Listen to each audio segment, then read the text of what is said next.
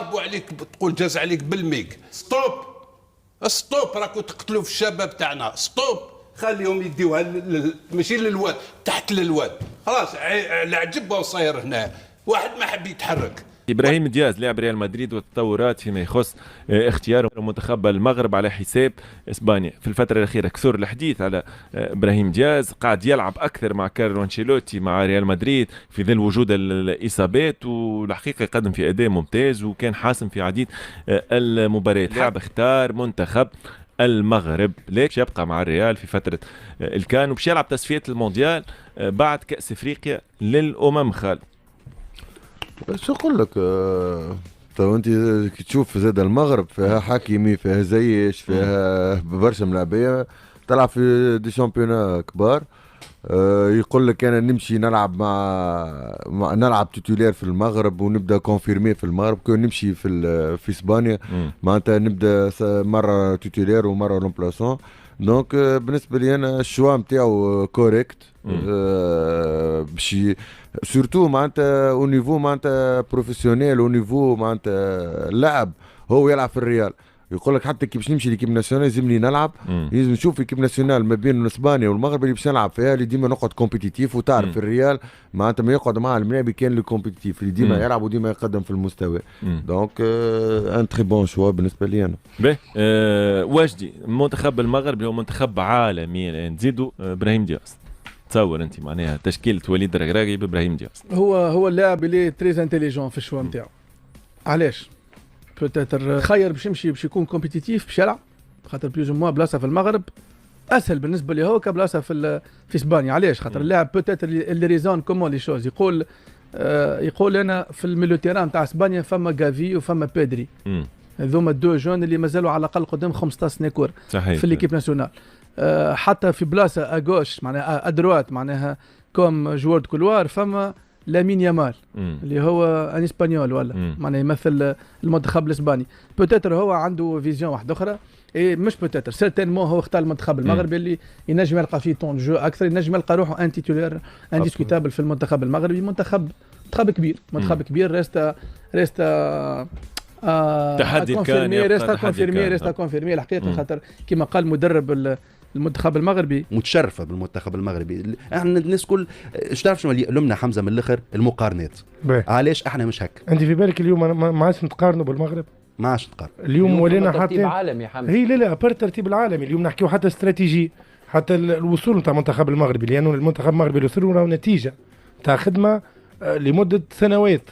معناتها اليوم كنا في سنوات التالي نتقارنوا بالمنتخب المغربي ونقارنوا معناتها بطولتنا خير، بطولتهم خير، فرقنا خير، فرقهم خير. اليوم ولينا نحطوا المنتخب المغربي بيوت نحبوا نوصلوا له. للاسف يا حمزه نحبوا نوصلوا له. انه في 2010 اتحاد كرة القدم في المغرب كان اخذاء النموذج التونسي، نموذج الإدارة الفنية التونسية ونموذج اتحاد كرة القدم التونسي. اليوم نلقاو رواحنا بعد 12 سنة معناها الهوة اللي بيننا وبين منتخب المغرب كبيرة برشا. اليوم المنتخب المغرب راهو تحكي على معناها ولا ينافس في ترتيب ثالث رابع، معناها يتكلم على عالمية، على تغيير كامل في عقلية. اليوم فرض احترام الكل للمنتخب المغربي. اليوم خلق ثقافة جديدة سواء معناها للكرة الافريقيه ولا الكرة العربيه من جهه، سواء حتى في الفكر التدريبي اللي فكر المدرب العربي مقارنه بالمدرب الاوروبي، والنظره الدونيه اللي كانت معناها موجوده، ولا النظره الافقيه اللي موجوده بين المدرب العربي وبين المدرب الاوروبي. اليوم وليد الركراكي اعطى صوره مشرفه لشخصه، أعطى صورة مشرفة للمدرب العربي، أعطى صورة مشرفة للكرة الأفريقية. المنتخب المغربي ما بقى لنا كان نرفعوا له القبعات، مستوى تريزونورابل، ما نجمو نقولوا كان برافو أسود الأطلس. المنتخب المغربي يؤكد بأنه باش توصل للعالمية لازم تمن بإمكانياتك، لازم تمشي تلوج على لاعبينك البرة، لازمك تزرع المحبة في المنتخب متاعك عند اللاعبين اللي حتى ما يحكيوش اللغة العربية. كنذكروا حكيم زياش عام 2017 وقت اللي ماركو فان باستن ليجوند في الكورة في هولندا يقولوا لازمك تكون يعني معناه نجم نقولوها تكون لاعب احمق باش تختار المنتخب المغربي على المنتخب الهولندي. ونشوفوا عام 2018 المغرب تمشي لكاس العالم، هولندا ما تمشيش لكاس العالم، وعام 2022 ترتيب المنتخب المغربي افضل من ترتيب المنتخب الهولندي. المنتخب المغربي كما حكيمي اللي يفضل منتخب المغرب على اسبانيا. الجامعه المغربيه والنوادي المغربيه تعطي في احترام وتقدير لشخصك انت وزملائك كل المدربين، منذ كبير في الرجاء البيضاوي، لاسعد الدريدي كان في يخدم في المغرب، عبد الحي سلطان يخدم في المغرب. اليوم نعطيك سكوب، الوداد البيضاوي يتلوج على مدرب كانت عملت كونتاكت مع فتحي جبال. يعني الكفاءات التونسيه الكل قاعده تشتغل في المغرب. علاش اختاروا الكفاءات التونسيه؟ لان احنا نهربوا فيهم في حاجات، وهذا راه واقع، ماهوش يعني نرمي في الجيجات بالي فلور، نعطيك في واقع كورتنا اليوم. عندنا كفاءات موجودين في المغرب. حاجه اخرى اللي عملوا الرقراقي ما عملوش الناس اللي بك الكل. انا ما تنساش راهو المنتخب المغربي قوي، كل ما مشى الكوب دي موند 2018 قوي، عام 98 قوي، كان قوي اقوى من تونس وقت الناس كلها ما يوصلش. احنا خاطر عندنا خباثه التكتيك وكذا وكذا. لكن اللي عملوا الرقراقي هو الميلانج بين اللي يعيشوا لبرا واللي يعيشوا في المغرب، واللي خذاه في تدريب الوداد وخذاه في التدريب في قطر. عاش المونتاليتي نتاع كيفاش يخموا في المغرب، وهو لاعب عنده 10 سنين يلعب في المنتخب المغربي، عرف كيفاش يعمل ميلانج هذايا. وقال كلمه بعد الكفاءه، قال كلمه قويه ياسر، قال راهو ما عندي 26 لاعب نعملهم كيف كيف. قال حكيم زياش واشرف حكيمي وكذا نعملهم مش كيف كيف، وهذايا حاجه واقع صحيح. باش نقول لك اللي اليوم بدل اول شيء عقليه معناها المدرب الشاب، صحيح. لانه بدل عقليه ثانيه اللي هي خلينا نقولوا الخبره ولغه الخبره اللي يتكلموا بها الكل. ممكن باش نلخص في كلمه واحده باش نقول لا نبي في قومه.